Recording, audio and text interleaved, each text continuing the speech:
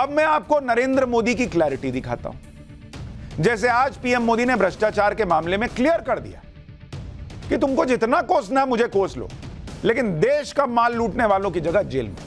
सुनिए पीएम को एक बार। मैं हैरान हूं आजकल मुझ पर एक आरोप क्या है कि मोदी लोगों को जेल में डालता है। अब मुझे बताइए भाई, देश का माल चोरी किया है तो कहां रहेंगे, कहां रहना चाहिए? ढूंढ ढूंढ करके भेजना चाहिए कि नहीं भेजना चाहिए? जो काम आप चाहते हैं वही मैं कर रहा हूं ना। कुछ लोग बड़े परेशान हैं। यानी नरेंद्र मोदी को क्लियर है, आप कोई हो, देश का माल लूट रहे हैं, जेल जाना पड़ेगा। इसी तरह की क्लैरिटी मध्य प्रदेश, राजस्थान और दूसरे राज्यों के चुनाव को लेकर है, जहां बड़े चैलेंज के बीच पीएम मोदी ने अचानक गेम पलटने का दांव चल दिया। एमपी चुनाव के लिए पीएम मोदी ने अपने 3 केंद्रीय मंत्री चुनाव में उतार दिए। इनमें नरेंद्र सिंह तोमर, प्रहलाद पटेल और फग्गन सिंह कुलस्ते का नाम है।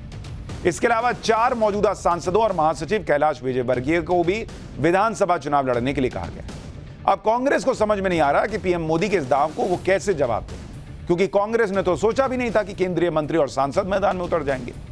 कांग्रेस के नेता क्या कह रहे हैं, एक बार सुन लीजिए। अब उन्हें यह मालूम है शिवराज सिंह और ज्योतिरादित्य सिंधिया को कि वो चुनाव हार चुके हैं, तो उन्होंने एक नई शतरंज की चाल चली।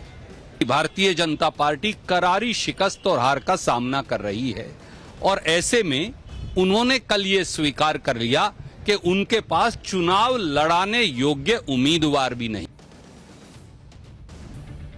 लेकिन वो असली वजह समझनी चाहिए कि क्यों पीएम मोदी ने अपनी टीम के लोगों को विधानसभा चुनाव में उतार दिया। पहली बात तो जिन 39 सीटों की लिस्ट जारी हुई है, उनमें से ज्यादातर वो सीटें हैं जिन सीटों पर पिछली बार बीजेपी हार गई। अब अगर दिग्गज नेता इन सीटों पर उतरेंगे तो इन सीटों पर कांग्रेस के लिए जीत मुश्किल हो जाएगी। दिग्गज नेताओं को चुनाव में उतारने का बड़ा मैसेज यह भी है कि पार्टी के अंदर कोई गुटबाजी और अंदरूनी फाइट नहीं चलेगी। एक तरह से नेताओं को टास्क दिया गया है कि वो अपने अपने इलाकों में जोर लगाएं और सब मिलकर बीजेपी को जिताएं। एक बड़ा मैसेज कार्यकर्ताओं को भी जाएगा, क्योंकि हारी हुई सीटों पर अगर दिग्गज नेताओं को उतारा जाएगा तो कार्यकर्ताओं का मनोबल बढ़ेगा। भाई एक होता है आपने सरेंडर कर दिया गया, यहां तो हारे ही थे, आप कहां जीतेंगे इतना 20 साल के एंटी इनकम्बेंसी। दूसरा है नहीं, यहां अपना बड़ा प्लेयर उतारो, कैसे नहीं हारे, कैसे नहीं जीतेंगे, हारेंगे तो देखा जाएगा। इसलिए जब मध्य प्रदेश के बीजेपी नेताओं में पीएम मोदी की इस रणनीति को लेकर बात पहुंची तो उनमें भी उत्साह दिख रहा है। अरे और इसमें भारतीय जनता पार्टी नहीं हो पाएगा। विजय को सुनिश्चित कर दिया है। हमारे सारे दिग्गज चुनाव लड़ेंगे। कांग्रेस कह रही है कि चुनाव हार गई।